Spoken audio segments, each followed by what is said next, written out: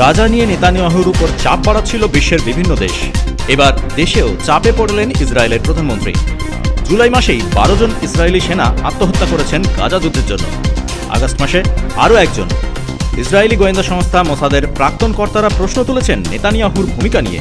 এতদিনে সরাসরি বলা হচ্ছে এই যুদ্ধ আসলে ইসরায়েলের মানুষের জন্য নয়, নতুন হিটলারের জন্ম হয়েছে ইসরায়েলে। গতকাল হামাসের হাতে বন্দী একজন ইসরায়েলির যে ছবি প্রকাশ্যে এসেছে তাতে দেখা যাচ্ছে শীর্ণ ওই বন্দী নিজের কবর নিজে খুঁড়ছেন। তিনিও অভুক্ত গাজাবাসীর মতন না খেতে পেয়ে রয়েছেন। হামাস জানিয়েছে সবাই যা খাচ্ছেন তাই দেওয়া হচ্ছে বন্দীদের। এই ছবি প্রকাশ্যে আসার পরেই ইসরায়েল জুড়ে ক্ষোভ তৈরি হয়েছে। ইসরায়েলের বিরোধী নেতারা বলেছেন প্রধানমন্ত্রীর লক্ষ্য হল পুরোপুরি গাজার দখল নেওয়া।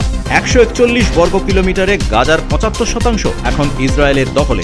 আজ অস্ট্রেলিয়া জানিয়েছে এরপরে আর গাজায় এমন মানুষ পাওয়া যাবে না যাদের সরিয়ে দিতে হবে। গাজা ইতিমধ্যেই দুবেলা অভুক্তের সংখ্যা বেড়েছে প্রায় 3 গুণ। আজও 74 জনের মৃত্যু হয়েছে। ব্যুরো রিপোর্ট, খবরের কলম ডিজিটাল।